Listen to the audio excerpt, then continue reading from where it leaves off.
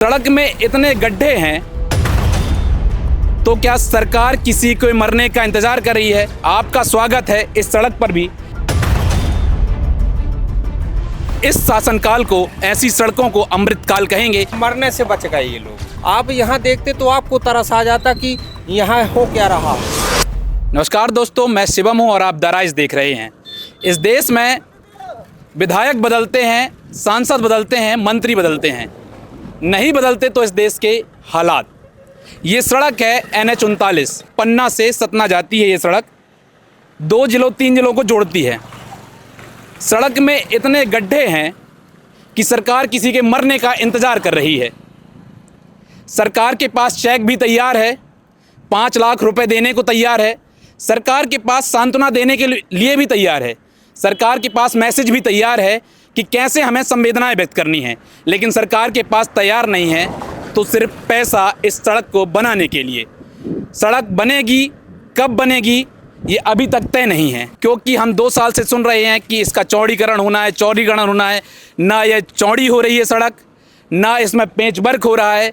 तो क्या सरकार किसी को मरने का इंतज़ार कर रही है? इधर के विधायक राजेश वर्मा कहते थे कि जब मैं सतना जाता था तो एक डंडा रखता था गाड़ी में, उसके बाद नापता था कि सड़क में कितना बड़ा गड्ढा है। तो सर, आपका स्वागत है इस सड़क पर भी। आप दिग्विजय सिंह के शासनकाल को बंटाधार कहते हैं, तो क्या आप इस शासनकाल को, ऐसी सड़कों को अमृतकाल कहेंगे? यदि ये अमृतकाल है तो इस देश की जनता को, इस प्रदेश की जनता को, इस शहर की जनता को ऐसा अमृतकाल नहीं चाहिए।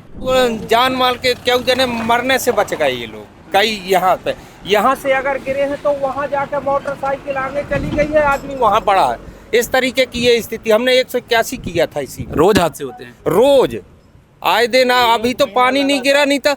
आप यहाँ देखते तो आपको तरस आ जाता कि यहाँ हो क्या रहा है।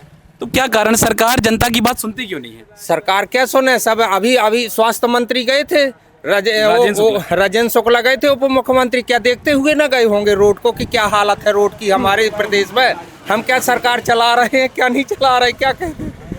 नहीं, सब कुछ देखते गए। यहाँ से प्रशासन, कलेक्टर है, परसों नरसों कलेक्टर यहाँ से निकले हैं, SP रोज निकलते हैं, कलेक्टर निकलते। परसों नरसों SP कलेक्टर आए थे। क्या देखे ना होंगे रोड की क्या हालत है रोड की? क्या कर दे आप, हम क्या कर सकते हैं? नहीं, BD शर्मा की ये लोकसभा सीट भी है।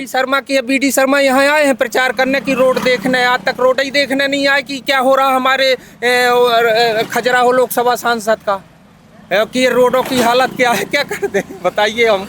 राजेश वर्मा जी का तो आना जाना होता। राजेश वर्मा जी का आते हैं तो मार्केट में आए, वहीं बैठे 4 लोगों के पास और चले गए सीधे गुनौर के लिए। उनका तो विशेष गुनौर और अमानगंज है, देवेंद्र नगर क्या है उनके लिए? कुछ नहीं है। देवेंद्र नगर को ध्यान नहीं, देवेंद्र नगर के क्या ध्यान देते होते तो अभी तक गड्ढा ना करवा देते सही ढंग से रोड ना। ये तो NH 39 है ना, तो ये तो लोकसभा का नहीं, NH है, लेकिन NH में भी 181 गई हैं और शिकायतें गई हैं। तो उनका अगर ऊपर से नीचे सरकार अगर सबमिट ना करके चलते होते तो आज तक बनवा ना देती। बिल्कुल नहीं, कैसे बनवा दें?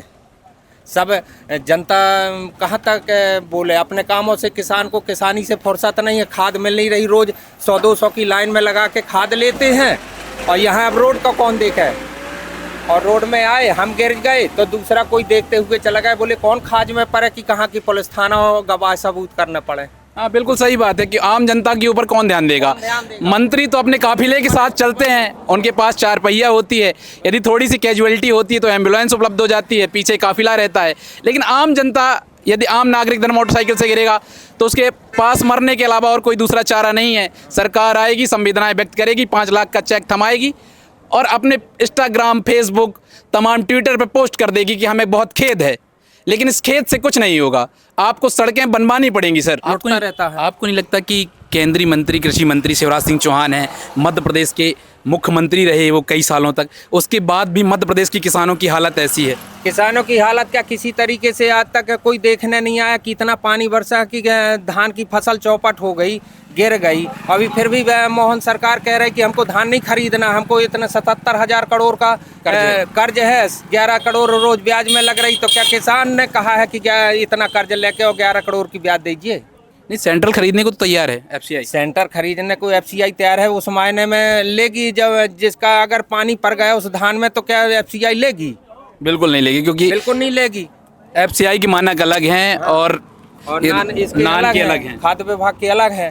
तो अब किसान क्या कर सकता है, अब क्या करे क्या ना करे किसान, अब उसकी तो आफत है, नहीं कुछ कर सकता। पूरे क्षेत्र में तमाम समस्याएं हैं, लेकिन मंत्री आते हैं, विधायक आते हैं, सांसद आते हैं, अपने काफिला के साथ जाते हैं, अपने चाहने वालों के यहाँ बैठते हैं, चले जाते हैं, सड़कों पर ध्यान नहीं देते।